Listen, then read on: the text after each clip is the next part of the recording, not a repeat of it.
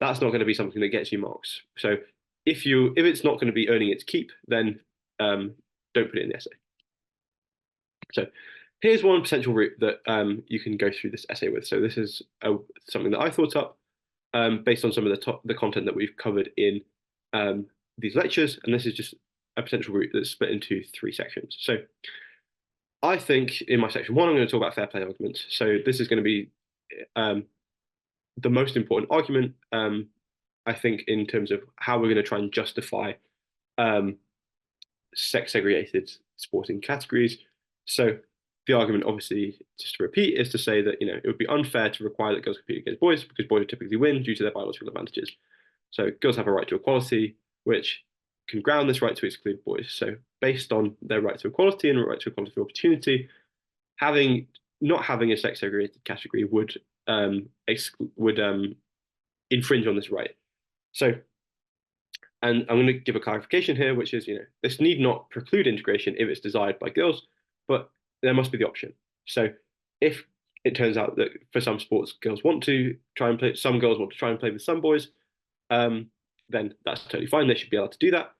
But in perhaps the majority of cases, there should at least be the right to have sex segregated sporting contests if girls don't want to do that. Okay, and then in section two, I'm going to talk about problems with segregation.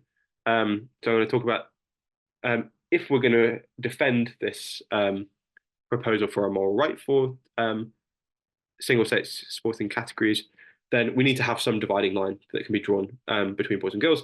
And looking at this biologically can be difficult. And we're going to talk about the case of Caster Semenya and potentially look at the kind of the argument that there are some rights violations going on if we try and segregate people in certain ways. What I'm going to be arguing is that there's probably a way that we can do this in a